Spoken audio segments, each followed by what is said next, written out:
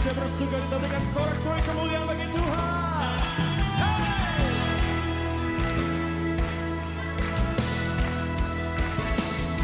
Come on!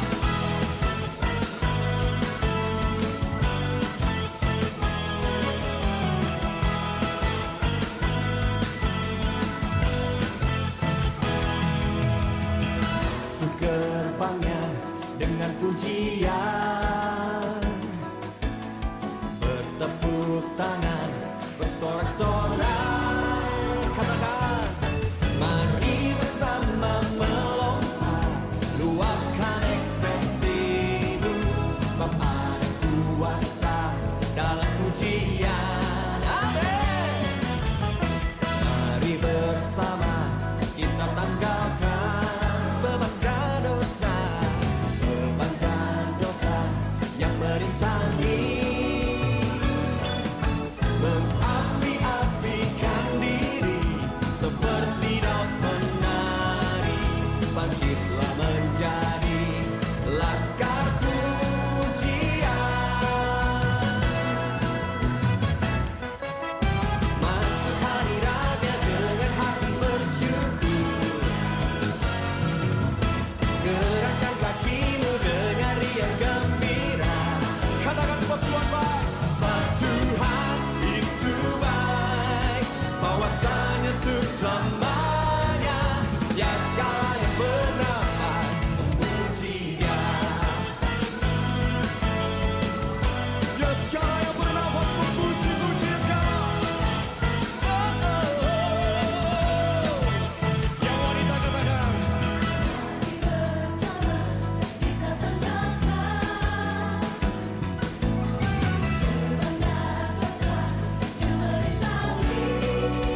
yang pria, Mengapi-apikan diri seperti daun menari, bangkitlah menjadi laskar pujian. Semua masuk hadiratnya dengan hati bersyukur, gerakkan kakimu dengan riang gembira. Amin. Sebab Tuhan itu baik, bahwasanya untuk selamanya, ya segala yang bernafas memuji Dia. semuanya tepuk tangan sama-sama di atas kepala. Kau layak terima pujian. Mari kita mempersiapkan hati kita untuk beribadah. Ibadah ini kita mulai dengan sebuah keyakinan bahwa pertolongan kita datangnya dari Tuhan yang menjadikan langit dan bumi, yang setia dan yang tidak pernah meninggalkan pekerjaan tangannya. Turunlah atas kita semua rahmat yang datangnya dari Allah Bapa, Allah Putra, dan Allah Roh Kudus. Amin.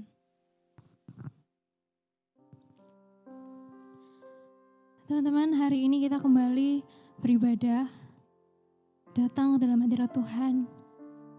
Mari kita mempersiapkan hati kita untuk menyembah Tuhan kita dengan segala kerinduan. Kita mau datang ke hadirat Tuhan. Mari kita bersungguh-sungguh memuji, muliakan nama Tuhan. Hatiku mau menyembah-Mu Tuhan. Hatiku mau menyembah-Mu, jiwaku merindukan Yesus. Hanya Kau Tuhan dan Rajaku, ku sembah Kau Allahku. Ku rindu melayani-Mu, ku suka senangkan-Mu Yesus. Hanya Kau kuat dan harapku, ku sembah Kau selamanya. Ku sembah Kau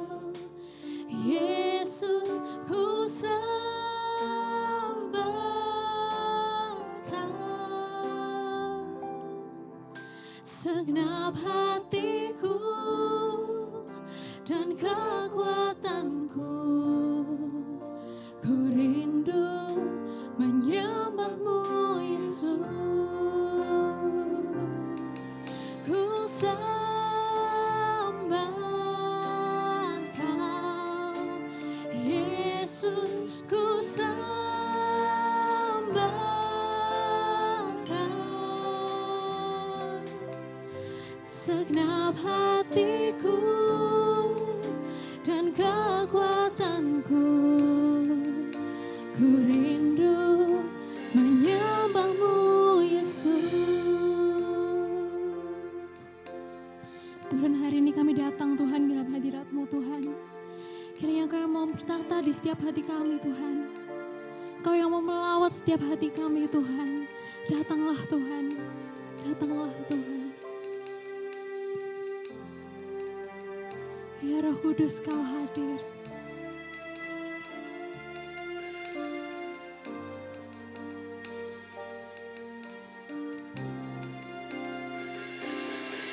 Roh Kudus, Kau hadir. Roh Kudus, lawanlah hadirat-Mu. Penuhiku waktuku datang untuk menyembah-Mu. Ya Roh Kudus, Kau hadir. Roh Kudus, lawanlah hadirat-Mu. Penuhiku waktuku datang untuk menyembah-Mu. Sembah Kau Yesus. Ku sembah Kau segenap hatiku dan kekuatanku. Ku rindu menyembah-Mu Yesus. Segenap hatiku dan kekuatanku. Ku rindu menyembah-Mu Yesus. Teman-teman, mari kita berdoa. Tuhan, terima kasih Tuhan untuk segala penyertaan-Mu Tuhan. Terima kasih Tuhan, Engkau telah memberikan kami kesempatan Tuhan untuk beribadah sekali lagi hari ini Tuhan. Tuhan, kami datang dengan segala kerinduan Tuhan. Tuhan, biarlah Engkau yang hadir, Engkau yang memimpin ibadah ini Tuhan. Biarlah segala puji syukur yang kami berikan hanya untuk kemuliaan-Mu Tuhan. Dengan ini nama-Mu dimuliakan Tuhan. Terima kasih Tuhan. Hanya di dalam nama-Mu kami berdoa dan mengucap syukur. Amin. Selamat pagi semuanya. Gimana kabarnya? Sudah beberapa bulan ini kita ibadahnya online. Tapi gak apa-apa, kita tetap semangat. Kita mau puji nama Tuhan kita. Karena Tuhan kita adalah Tuhan yang setia. Tuhan kita adalah gunung batu kita yang selalu menolong kita. Kita pujikan satu lagu, Kau Tuhan yang benar. Yuk kita tepuk tangan, kita mau gerakan, kita mau bebas. Kita mau tinggikan nama Tuhan kita. Kita mau serukan namanya.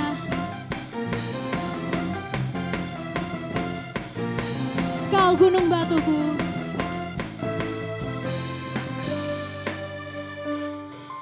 Kau gunung batuku dan Kau kota bentengku, tak akan ku ragu. Kau menjamin hidupku, Kau keselamatanku, dan Kau yang membelaku, tak akan ku takut. Kuasa-Mu di dalamku.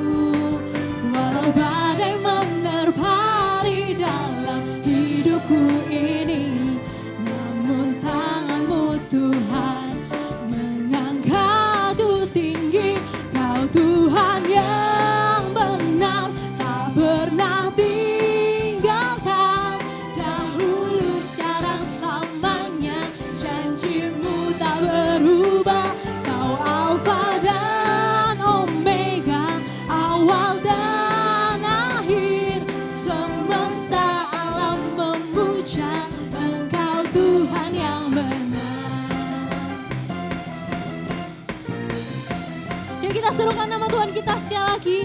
Kau gunung batuku dan kau kota bentengku.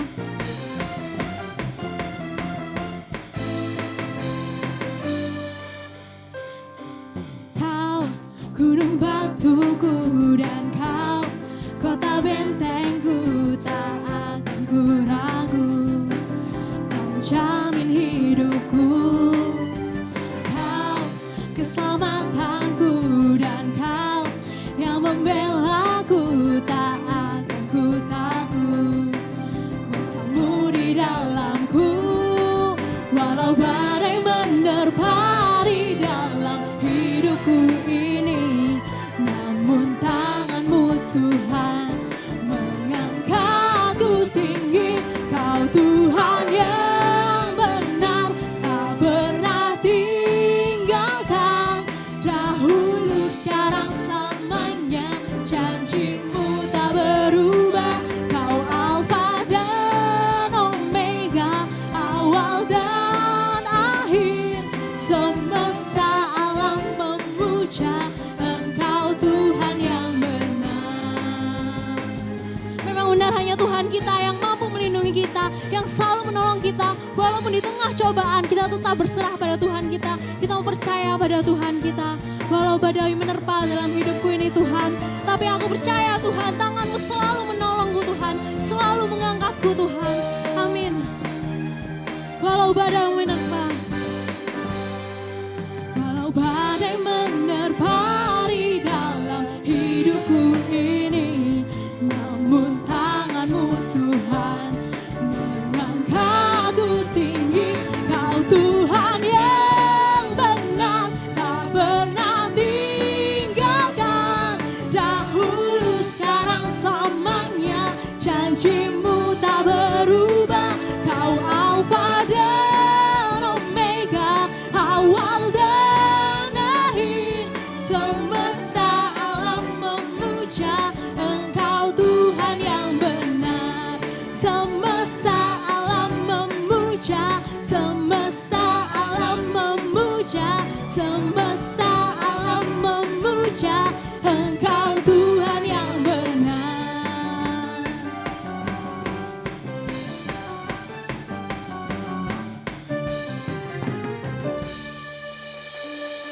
Dengan lebih bersemangat lagi kita mau tinggikan nama Tuhan kita. Karena Tuhan, Yesus yang mulia, sejak Dia datang Dia mengubah hidup kita. Yang takut diselamatkan, yang berdosa dipulihkan. Teman-teman, ayo kita angkat suara kita tinggikan nama Tuhan kita. Yesus mulia.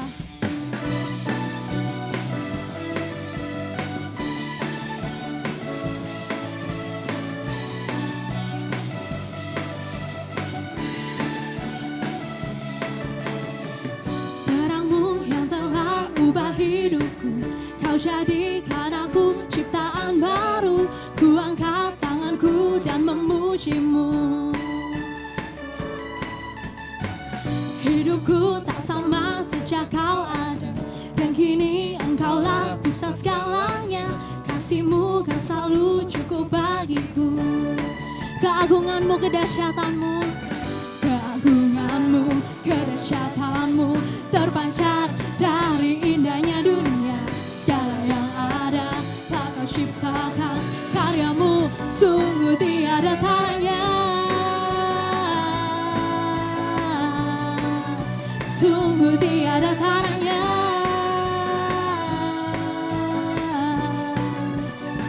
Mulia nama-Mu, oh oh, oh oh, oh oh. Mulia nama-Mu, oh oh, oh oh, oh. Mulia nama-Mu. Hidupku tak sama sejak Kau ada, dan kini Engkaulah pusat segalanya. Kasih-Mu kan selalu cukup bagiku. Keagungan-Mu, keagungan-Mu, kedahsyatan-Mu terpancar dari indahnya dunia. Segala yang ada tak Kau ciptakan, karya-Mu sungguh tiada taranya. Sungguh tiada taranya.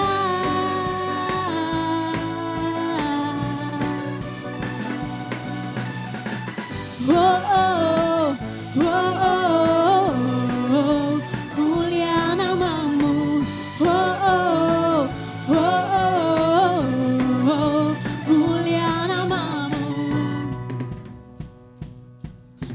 mau satukan hati kita mau katakan, to God be the glory, to God be the glory. To God be the glory. To God be the glory for the things He's done. To God be the glory for the things He's done. To God be the glory for the things He's done. To God be the glory for the things He's done.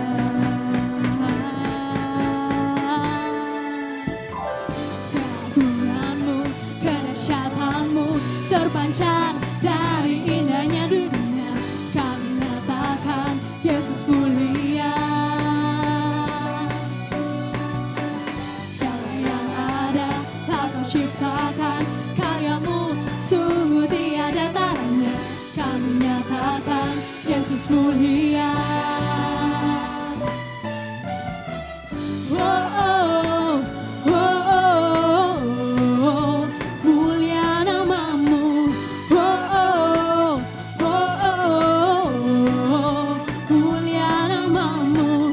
Oh, oh, oh, oh, oh, mulia namamu. Oh, oh, oh, oh, mulia namamu.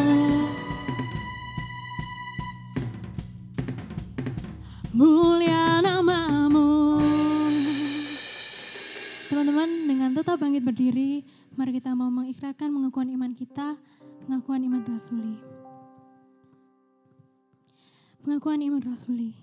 Aku percaya kepada Allah, Bapa yang Maha Kuasa, Kali langit dan bumi, dan kepada Yesus Kristus, anaknya yang tunggal Tuhan kita, yang dikandung dari Roh Kudus, lahir dari anak dari Maria, yang berita sengsara di bawah pemerintahan Pontius Pilatus, disalibkan, mati dan dikuburkan, turun ke dalam kerajaan maut. Pada hari yang ketiga, bangkit pula dari orang mati, naik ke surga, duduk sebelah kanan Allah, Bapa yang Maha Kuasa. Dan dari sana akan datang untuk menghakimi orang hidup dan yang mati. Aku percaya kepada Roh Kudus, gereja yang kudus dan am, persekutuan Orang Kudus, pengampunan dosa, bangkitan tubuh, dan hidup yang kekal. Amin.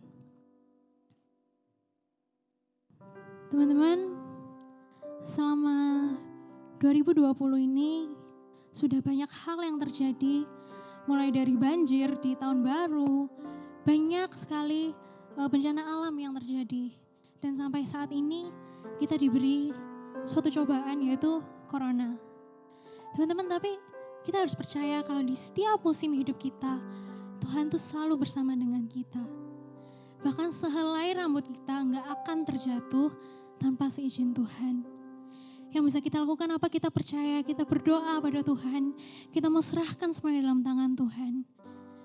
Sebelum kita mau menaikkan beberapa pokok doa, mari kita mau pujikan satu lagu, Yesus Selalu Menolongku.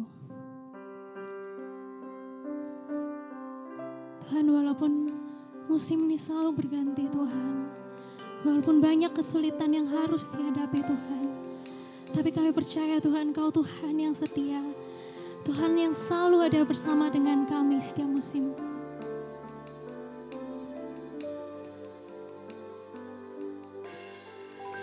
Musim akan selalu berganti,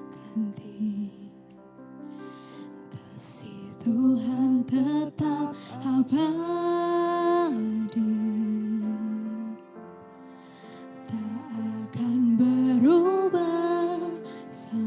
Selamanya ku tetap percaya.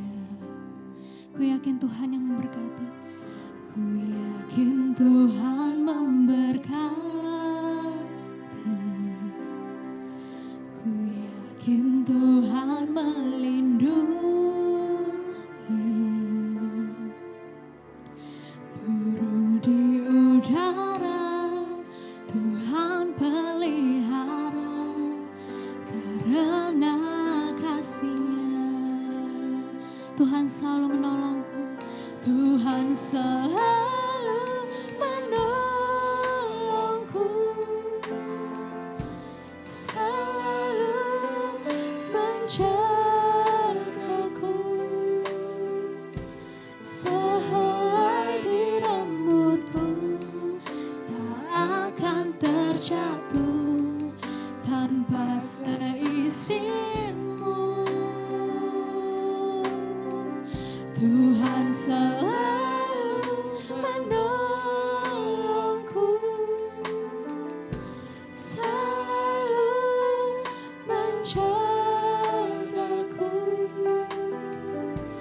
Dia mengenyangkanku dan peliharaku seumur hidupku.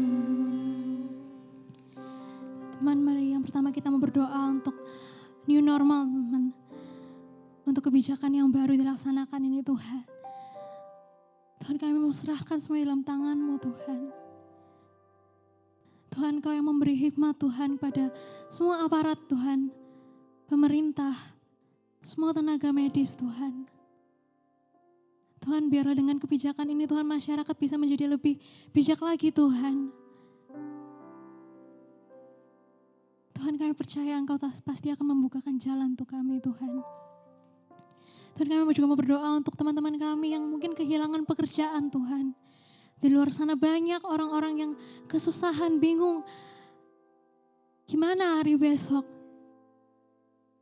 Tuhan, kami mohon untuk pemeliharaan-Mu, Tuhan.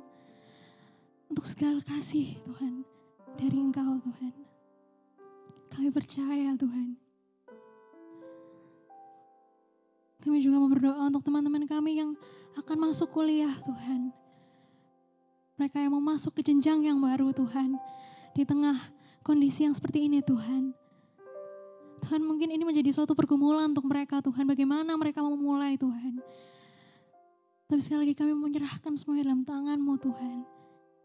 Kami percaya akan segala kebesaran dan kuasa-Mu atas hidup kami, Tuhan. Tuhan, biarlah Engkau yang menjawab setiap kami, Tuhan. Sesuai waktu dan rencana-Mu, Tuhan. Kami percaya bahwa rencana-Mu selalu yang terindah untuk kami, Tuhan. Amin, Tuhan. Amin.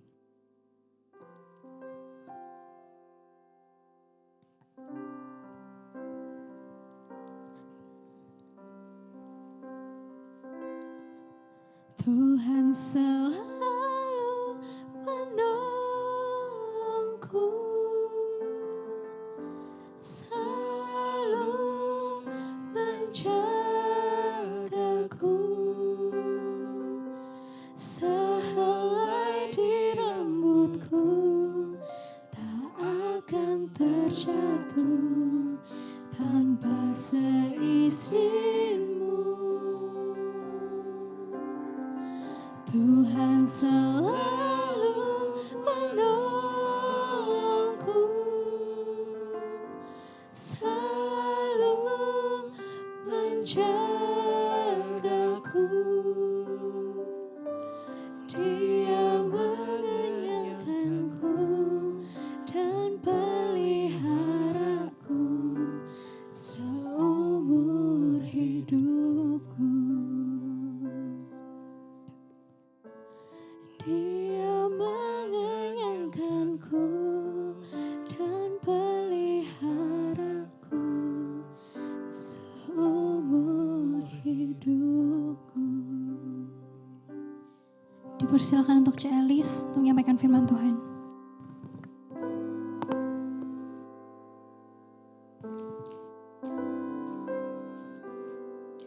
Mari kita berdoa. Tuhan, kami mengucap syukur kalau sampai hari ini kami masih sehat. Kami diberikan kekuatan untuk beribadah. Terus Tuhan ajari hati kami supaya kami punya kerinduan mencari Engkau. Kami tahu Tuhan kemalasan kami seringkali lebih besar daripada niat kami. Tapi kami sungguh Tuhan rindu. Di masa pandemi ini pun kami tetap menjadi anak-Mu yang sungguh-sungguh menyenangkan hati Tuhan. Sebentar kami mau belajar kebenaran firman-Mu, kiranya Allah Roh Kudus menyatakan kebenaran ini di dalam setiap relung hati kami. Dan kami boleh makin mengerti firman Tuhan, kami makin beriman dan kami makin berpengharapan di dalam Tuhan. Di dalam nama Tuhan Yesus kami berdoa. Amin. Lu belajar dari mama kita kan? Cuci tangan kan kita belajar dari guru SD kita, apa sih soal cuci tangan? Tapi sekarang soal cuci tangan diatur oleh apa? WHO. Pakai masker. Caranya, model maskernya kayak apa? Diatur sama apa? WHO, saudara. Jadi ini menuju one world order. Dan saudara dikasih dalam Tuhan, kita nggak usah takut. Karena one world order sebetulnya tahta buat apa? Buat Lucifer. Tahta buat apa? Buat antikris, saudara. Iya kan? Mungkin saudara berkata, kok Lucifer kok antikris? Loh saudara, kok yang kasih dalam Tuhan kita tahu siapa yang memberi kuasa kepada antikris itu, yaitu Lucifer, saudara. Jadi saudara yang kasih dalam Tuhan, dunia dengan new normal diatur oleh satu lembaga. Apa yang melatar belakangnya, Ya Pak? sebenarnya bukan nasihat lah. Jadi itu hanya, jadi begini, saya memang ketika pertama kali melalui media massa tentu membaca berita tentang permintaan Gubernur Sumatera Barat terkait dengan penerjemahan Injil ke dalam bahasa Minang melalui aplikasi itu, saya agak tersentak juga. Wah ini sesuatu yang menarik dalam artian kenapa saya lalu kemudian mencari tahu begitu. Nah lalu kemudian saya berpikir mengapa harus dicegah, kenapa harus dicabut, dilarang begitu. Karena kan begini, kita tentu semua sama tahu bahwa realitas keindonesiaan kita ini selain cirinya itu adalah keberagaman, kemajemukan, tapi yang juga menonjol pada diri bangsa Indonesia itu adalah religiusitasnya. Lalu aku melihat seekor binatang keluar dari dalam laut, bertanduk 10 dan berkepala 7. Di atas tanduk-tanduknya terdapat 10 mahkota, dan pada kepalanya tertulis nama-nama hujat. Binatang yang kulihat itu serupa dengan macan tutul, dan kakinya seperti kaki beruang, dan mulutnya seperti mulut singa. Dan naga itu memberikan kepadanya kekuatannya, dan tahtanya, dan kekuasaannya yang besar. Maka tampaklah kepadaku satu dari kepala-kepalanya seperti kena luka yang membahayakan hidupnya. Tetapi luka yang membahayakan hidupnya itu sembuh. Seluruh dunia heran lalu mengikut binatang itu. Dan mereka menyembah naga itu karena ia memberikan kekuasaan kepada binatang itu. Dan mereka menyembah binatang itu sambil berkata, siapakah yang sama seperti binatang ini? Dan siapakah yang dapat berperang melawan dia? Dan kepada binatang itu diberikan mulut yang penuh kesombongan dan hujat. Kepadanya diberikan juga kuasa untuk melakukannya 42 bulan lamanya. Lalu ia membuka mulutnya untuk menghujat Allah, menghujat namanya dan kemah kediamannya dan semua mereka yang diam di sorga. Dan ia diperkenankan untuk berperang melawan orang-orang kudus dan untuk mengalahkan mereka. Dan kepadanya diberikan kuasa atas setiap suku dan umat dan bahasa dan bangsa. Dan semua orang yang diam di atas bumi akan menyembahnya, yaitu setiap orang yang namanya tidak tertulis sejak dunia dijadikan di dalam kitab kehidupan dari anak domba yang telah disembelih. Barang siapa bertelinga, hendaklah ia mendengar. Barang siapa ditentukan untuk ditawan, ia akan ditawan. Barang siapa ditentukan untuk dibunuh dengan pedang, ia harus dibunuh dengan pedang. Yang penting di sini ialah ketabahan dan iman orang-orang kudus. Oke, saudara setuju nggak dengan video ini? Dalam video ini seorang pendeta mengatakan bahwa katanya dunia kita tuh menuju one world order. Dan yang memerintahkan itu adalah WHO. Dan di situ dikatakan bahwa WHO itu adalah tahta antikris.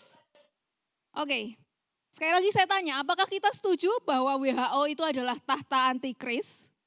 Saudara, di sepanjang zaman orang itu selalu banyak yang berspekulasi tentang identifikasi antikris. Contohnya saudara, ini sudah terjadi sejak zaman Alkitab selesai ditulis.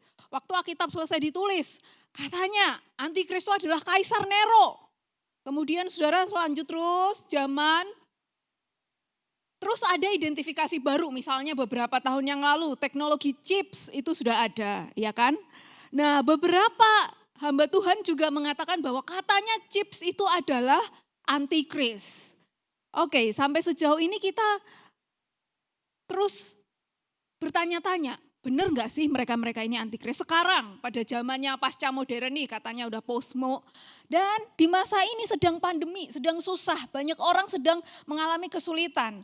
WHO apalagi sebagai Badan Kesehatan Dunia mereka juga mengalami kesulitan. Kemudian katanya nih ya, WHO itu adalah tahta antikris. Well, kalian setuju?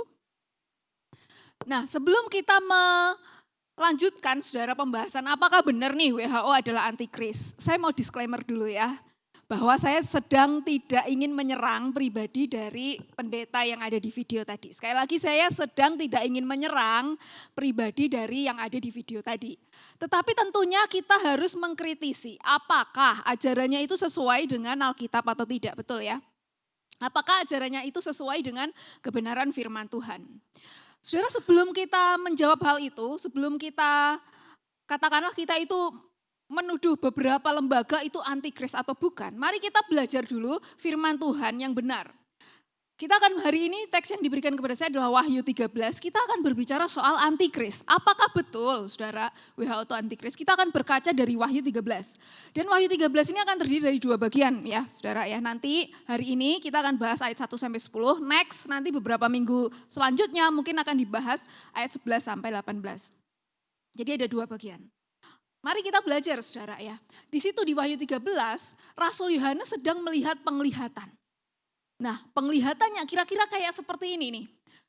Lalu aku melihat seekor binatang keluar dari dalam laut. Saudara bisa bayangkan, ini seekor binatang sangat-sangat sepertinya tuh serem. Kepalanya itu ada 7, tanduknya 10. BTW umumnya satu kepala itu kan 2 tanduk ya. Kalau 7 kepala berarti berapa tanduk? 14, oke ya. Tetapi di sini sepertinya ini adalah binatang yang tidak seperti normalnya. Dia satu tubuh, tapi kepalanya 7, tanduknya 10. Nah saudara, ini visualisasi orang-orang di zaman modern ya. Ini enggak fix kayak begini nih tentunya gambarnya. Karena ada beberapa juga, misalnya ini ya. Nah ini gambaran yang lain. Jadi saudara bisa perhatikan, itu tubuhnya macan tutul. Kepalanya itu adalah mulut singa, lalu kakinya itu adalah kaki beruang.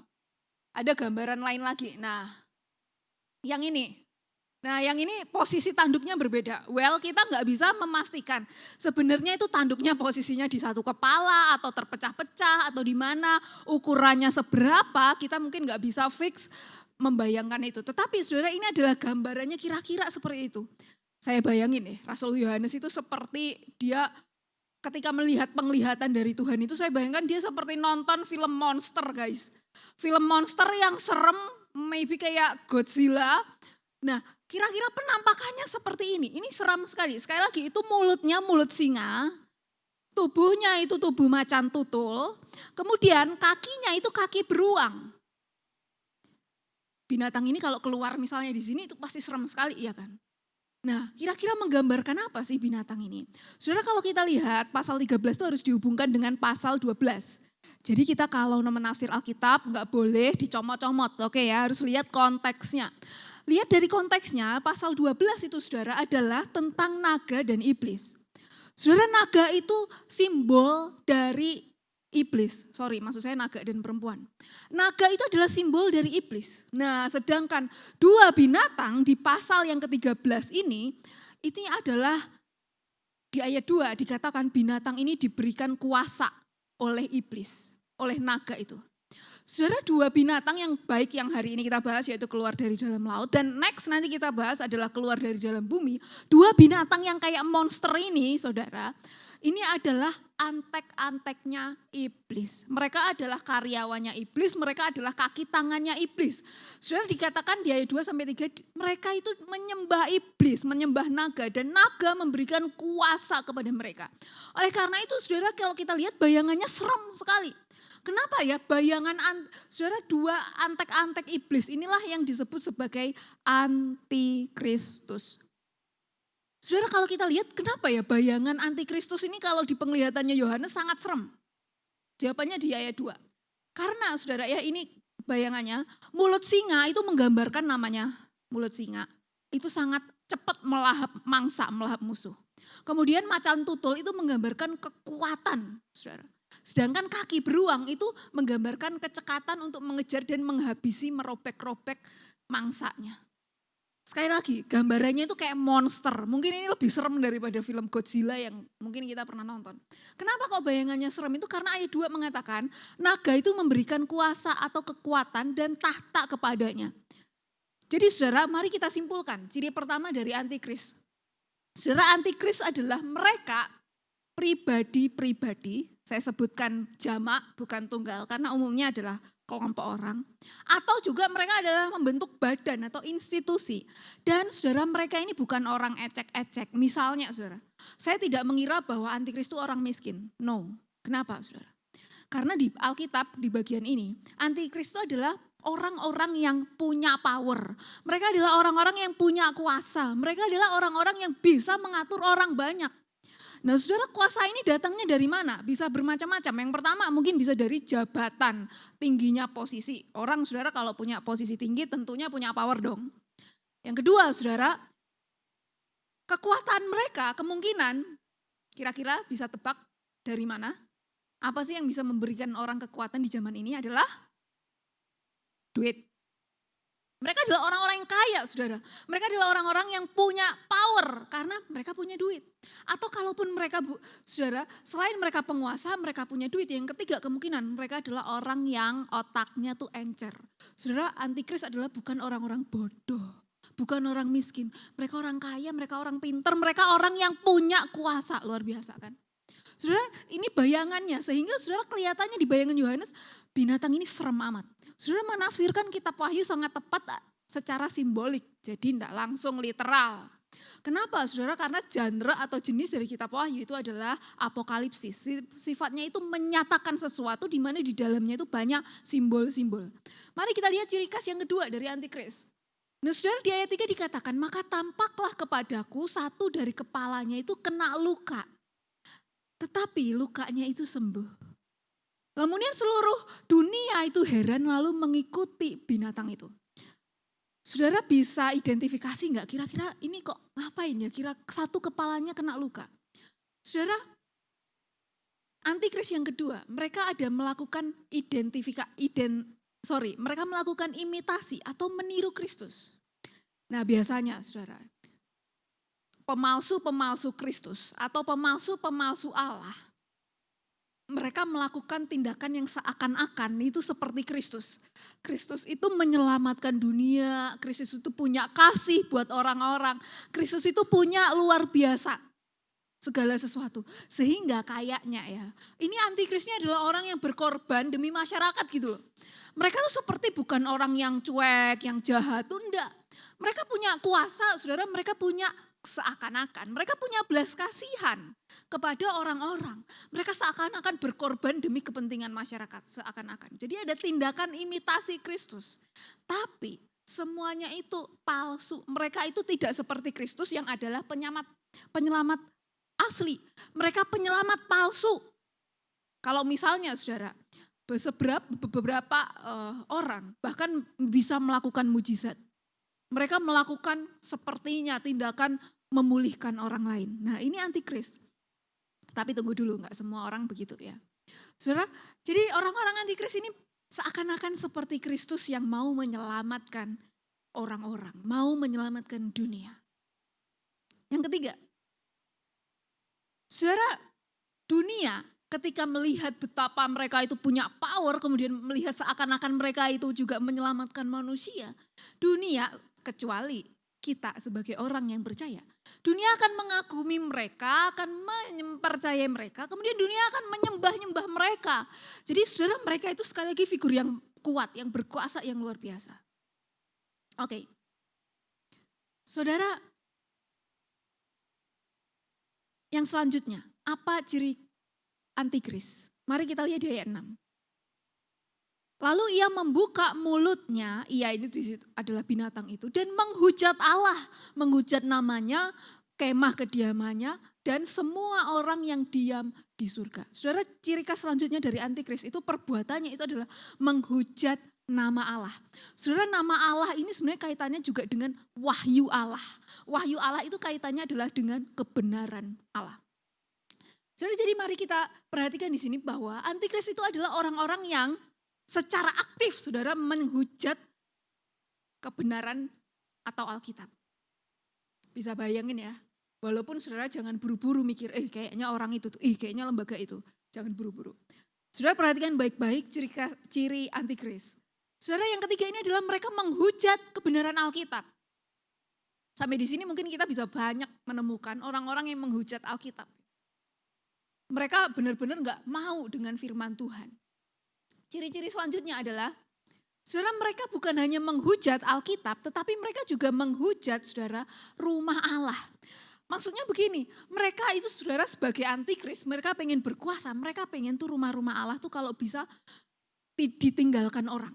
Bahkan kalau bisa rumah Allah itu difitnah, gereja-gereja difitnah, kalau bisa gereja-gereja itu dihancurkan, kalau bisa gereja-gereja itu dimusnahkan. Ini kalau dari deskripsi ayat 6. Saudara, mereka adalah orang-orang yang benar-benar benci kekristenan dan benar-benar mau menyerang kekristenan. Terakhir, saudara, ciri antikris terakhir adalah, yang kelima saudara, adalah menghujat umat Allah. Saudara, mungkin kita sampai di sini bisa melihat ya, orang seperti apa antikris ini. Mereka betul-betul mau menghujat umat Allah. Jadi saudara, umat-umat Allah difitnah oleh antikris. Umat Allah ini ditentang oleh antikris, saudara. Mereka pengen menghina orang-orang Kristen. Mereka pengen menganiaya, bahkan kalau bisa tuh orang-orang Kristen itu lenyap dari muka bumi. Kalau bisa orang-orang Kristen itu dibantai. Kalau bisa orang-orang Kristen itu dihancurkan dari muka bumi ini. Saudara, jadi saya rangkum ciri antikris dari Wahyu pasal 13 ayat 1 sampai 6.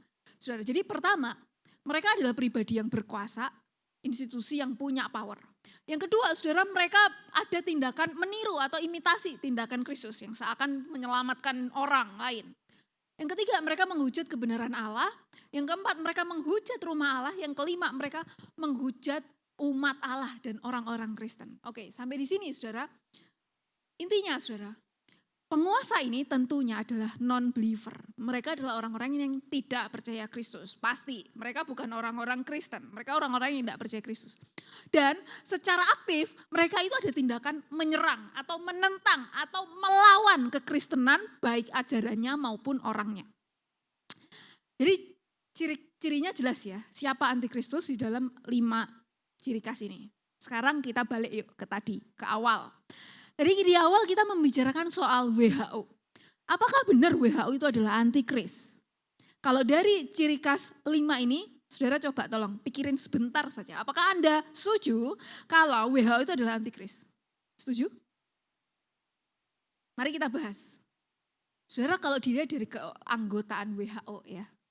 WHO itu bukan hanya badan satu negara, saudara. Bukan hanya badan satu benua, enggak. Tapi WHO itu adalah badan seluruh dunia. Sehingga saudara, karena dia adalah badan yang cakupannya seluruh dunia, keanggotaan WHO itu multi golongan. Jadi di situ saudara memang sih ada orang-orang yang gak Kristen saudara di WHO. Ada orang-orang yang mungkin gak suka juga dengan orang Kristen ataupun dengan kekristenan.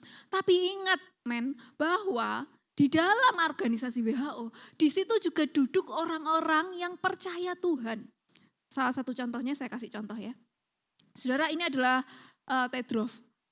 Dia adalah direktur umum calon. Jadi dia masih sekarang sedang kandidat atau calon dari direktur umum badan WHO.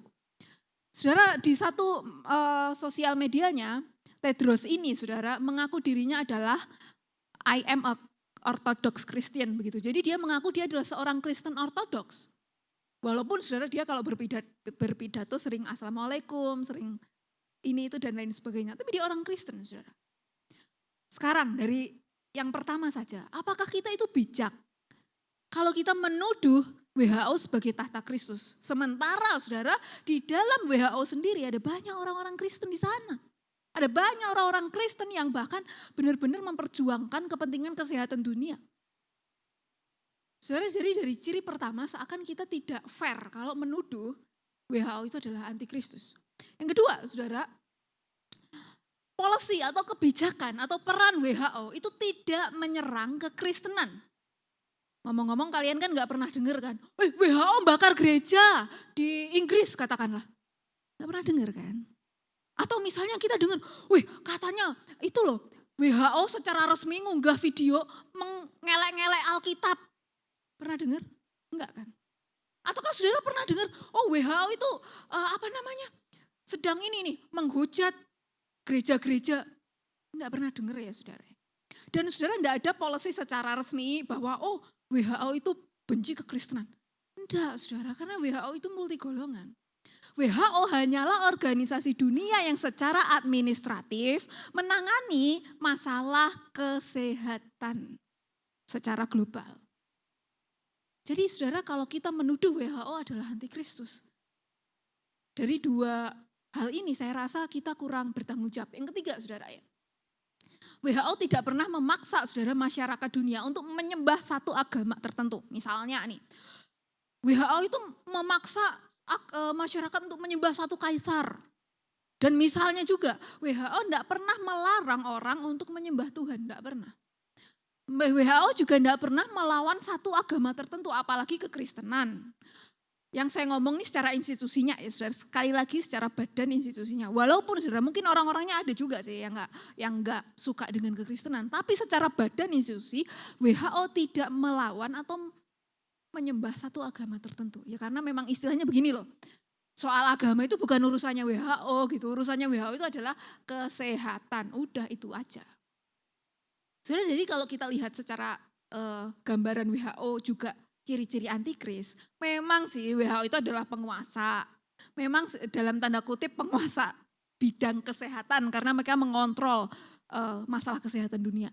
Tetapi saudara, mereka tidak ada secara aktif menyerang kekristenan. Sehingga sampai di sini saya secara pribadi tidak setuju kalau WHO dituduh sebagai tahta antikris. Karena itu adalah opini yang tidak bertanggung jawab. Ngomong-ngomong saudara boleh tidak setuju dengan saya. Tetapi yang jelas kita harus punya argumen. Pada waktu kita menuduh orang itu antikris, orang ini antikris. Tunggu dulu, hati-hati, belajar Alkitab dulu baik-baik. Oke saudara. Kita lanjutin nih soal antikristus.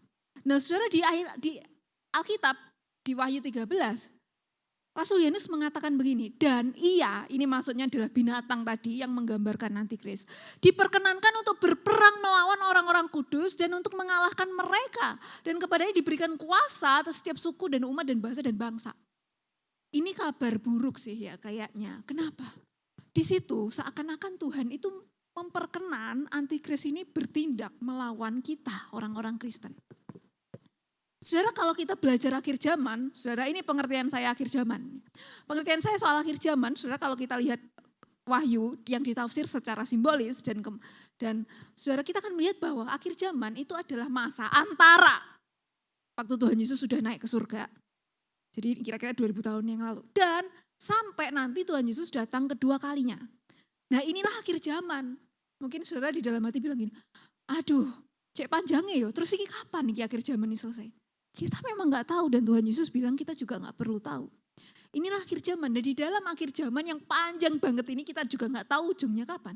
Saudara selalu ada dua golongan, yaitu kita yang adalah orang percaya yang mengaku Yesus sebagai Tuhan dan Juru Selamat. Kita disebut sebagai pengikut Kristus. Dan ada golongan yang lain yang selalu gak suka sama kekristenan dan orang-orangnya, yaitu antikristus. Nah saudara di dalam akhir zaman ini akan ada dua golongan ini yang selalu ada bersama dan mereka seakan saling opposite. Betul memang. Selalu akan ada pengikut Kristus, kemudian ada anti-Kristus. Nah, kabar buruknya lagi seakan-akan yang anti-Kristus itu menang di dunia ini. Saudara bisa lihat kan, banyak orang Kristen dianiaya, betul nggak? Saudara kalau kita cari kabar hari-hari ini di internet, kita ngelihat banyak sekali orang tuh yang nyerang Alkitab, betul nggak? Alkitab tuh katanya, Alkitab tuh nggak konsisten, Alkitab tuh nggak sesuai fakta sejarah, Alkitab tuh ini itu, wah dikritik tetek bengek. Saudara, di sepanjang saudara akhir zaman selalu akan ada pengikut Kristus dan anti-Kristus. Seakan kita sebagai pengikut Kristus itu kalah. Banyak loh orang Kristen yang mati, betul. Banyak pendeta juga di penjara, betul. Seakan-akan orang Kristen itu kalah. Tapi di ayat 10 dikatakan, jangan khawatir. Nanti saudara akan baca nanti di bagian pasal 13 akhir. Bahwa ada kata 666 itu akan dibahas. 66 ini menyimpulkan kekalahan dari antikristus. Saudara pada saat Tuhan Yesus nanti datang kedua kalinya sebagai hakim terakhir, sebagai hakim yang paling benar. Saudara akan ada terjadi paradoks. Artinya gini, kita ini sebagai pengikut Kristus memang seakan kita kalah di dunia ini. Tapi sebenarnya pada saat Tuhan Yesus datang kedua kali, kitalah the true winners. Kitalah orang-orang yang sebenarnya menang. Mereka kayaknya waktu dunia ini masih jaya, antikris itu kayaknya menang. Tapi nanti pada saat Tuhan Yesus datang kedua kali, antikris itu mereka jelas adalah orang-orang yang kalah. Kalah mutlak dengan kekuatan Tuhan kita. Jadi saudara sebagai orang Kristen kita gak perlu cemas. Saudara kita gak perlu takut. Kita gak perlu susah. Saudara saya ceritakan sebuah kisah. Saudara kisah ini terjadi di daratan China kira-kira tahun 1969 begitu. Nah saudara di China tersebut ada waktu itu saudara ya terjadi penganiayaan terhadap orang Kristen. Nah ada seorang ibu saudara yang membela atau yang memprotes, ada seorang pendeta ditangkap nih sama pemerintah China. Kemudian ibu ini saudara memprotes penangkapan pendeta itu. Saudara akhirnya China mau memenjarakan nih ibu ini. Nah ibu ini punya anak saudara 5 tahun masih imut-imut lucu-lucu gitu balita namanya Xiaomei. Saudara baik ibunya dan Xiaomei yang baru 5 tahun itu ditangkap oleh kepolisian China. Saudara anaknya tuh nangis terus. Saudara dan mamahnya saudara ibunya suatu kali dipaksa diseret. Dia dihadapkan kepada 1000 orang dan suruh menyangkal Yesus. Bilang kalau kamu bukan orang Kristen. Nah saudara akhirnya saudara. Waktu ibu ini terus melihat anaknya nangis. Hatinya enggak tega. Akhirnya dia berkata, ya udah aku mau menyangkal Yesus. Dia berkata, saya bukan orang Kristen. Tapi saudara pada waktu kemudian dia turun. Dia dibebaskan karena sudah menyangkal Yesus. Di rumah anaknya itu bertanya, mama kenapa kok bilang bukan orang Kristen? Karena mama melihat kamu menangis nak. Mama enggak tahan hati. Tapi mah Tuhan Yesus enggak bahagia ketika melihat mama menyangkal orang Kristen. Saudara mama itu kaget melihat reaksi anaknya. Tapi kamu menangis. Kemudian anaknya bilang, maaf ma aku menangis cuma karena takut. Tapi lain kali aku gak akan menangis kalau kita di penjara lagi. Saudara bisa lihat ya, seorang anak kecil berusia 5 tahun bisa mengomong begitu. Saudara dia gak takut pada orang-orang yang menyerang orang Kristen. Dia tetap punya iman. Saudara saya bacakan ayat 10. Yang penting di sini ialah ketabahan dan iman orang-orang kudus.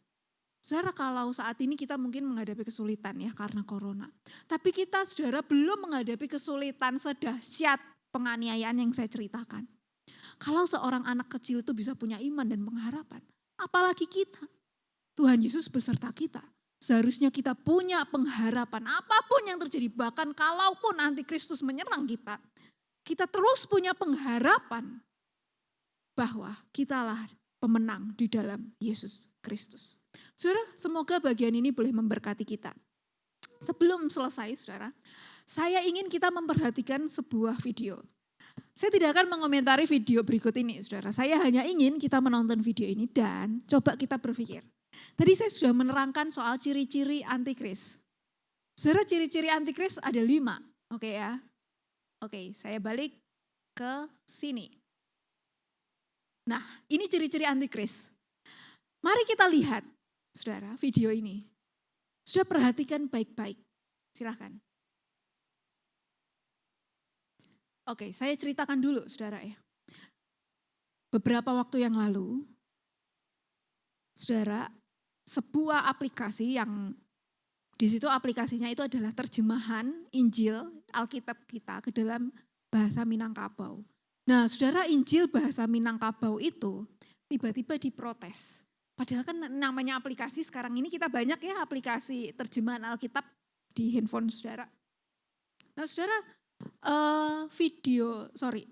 saudara, jadi ceritanya terjemahan Alkitab ini diprotes. Bahkan oleh gubernur Sumatera Utara kalau nggak salah. Oke, Sumatera Barat. Nah, saudara, gubernur Sumatera Barat itu berkata bahwa seharusnya Injil dalam bahasa Minangkabau itu enggak boleh dimuat. Kenapa? Karena itu enggak sesuai dengan adat orang Minangkabau. Itu enggak sesuai. Sehingga saudara, akhirnya gubernur ini lapor kepada Kominfo. Kominfo itu Kepala Dinas Informasi dan Komunikasi. Oke ya. Dan Kominfo menyetujui penghapusan aplikasi Injil bahasa Minangkabau. Saudara, kalau saya lihat di YouTube, ini ada banyak banget nih reaksi nih. Nah, ini tentunya orang-orang Kristen yang istilahnya merasa tidak nyaman loh. Kok aplikasi terjemahan Alkitab kok dihapus? Saudara, di situ ada banyak reaksi, saudara. Saudara boleh search di YouTube. Nah, saudara, coba saudara refleksikan dan pikirkan. Apa yang sedang terjadi ini? Saudara bisa diskusi nanti dengan hamba Tuhan saudara atau pemimpin KTB saudara. Kalian juga bisa diskusi mungkin dengan orang tua boleh. Atau kalau saudara penasaran boleh diskusi di kolom komentar di bawah ini. Saudara boleh diskusi di komentar di sini. Menurut kalian apakah kita bisa sebut beberapa orang tertentu seperti ini sebagai antikris? Itu yang saudara pikirkan. Jadi ini studi kasus PR di rumah, oke ya. Saudara, apakah kita bisa ngomong bahwa mereka adalah antikristus? Coba pikirkan dengan baik-baik. Semoga bagian ini memberkati kita. Mari kita terus berpengharapan di dalam Tuhan. Kita berdoa. Ya Tuhan, kami bersyukur karena Engkau masih mau mengajari kami firman-Mu, bagian demi bagian. Ajari hati kami supaya kami bisa mengerti. Dan pengetahuan kami itu bukan hanya di otak kami Tuhan, tetapi juga di hati kami, sehingga kami makin berpengharapan sebagai orang percaya, yang menyembah Allah Roh Kudus, Allah Bapa dan Allah Putra, Allah Tritunggal sebagai Allah kami, pencipta kami, penyelamat kami, pemimpin kami. Terima kasih Tuhan, di dalam nama Tuhan Yesus kami berdoa, amin.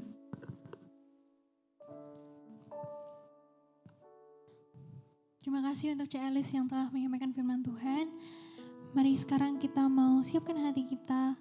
Kita mau bersyukur atas segala anugerah yang telah Tuhan berikan atas kita. Kita ucapkan satu lagu, Anugerah Terbesar.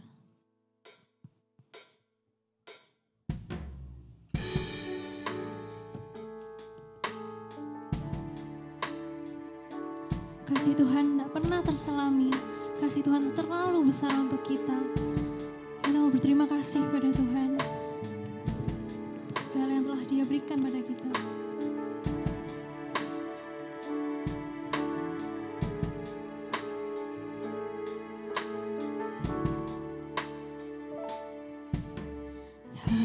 Kasih-Mu tiada terselami,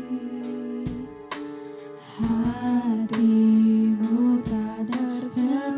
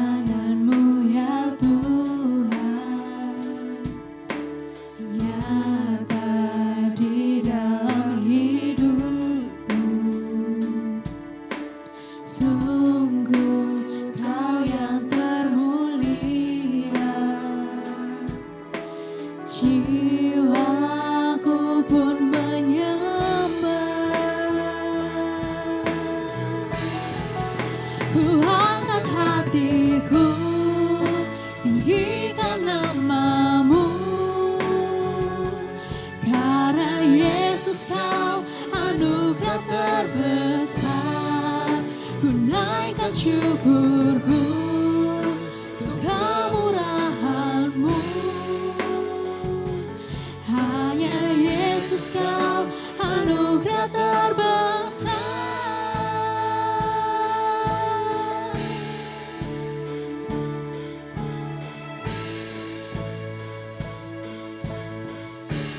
Perkenanan-Mu ya Tuhan.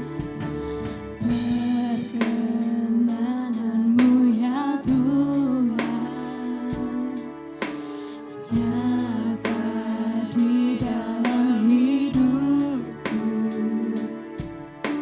Sungguh Kau yang termulia,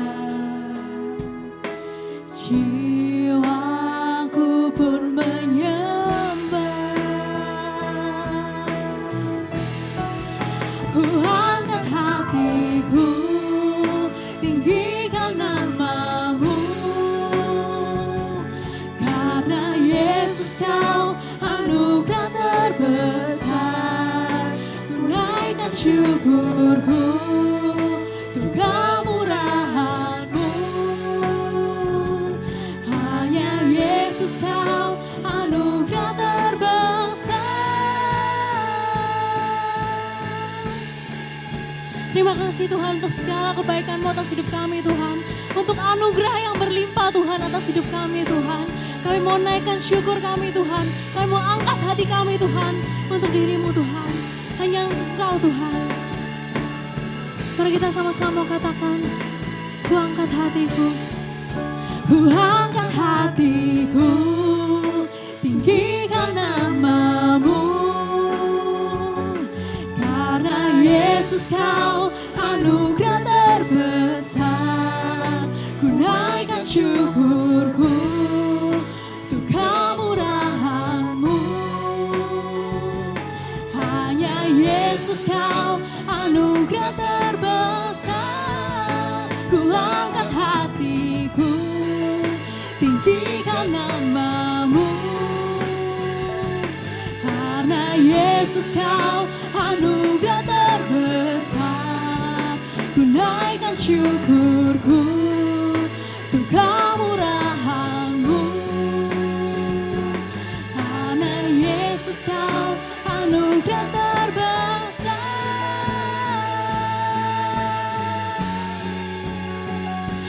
Hanya Yesus Kau anugerah terbesar.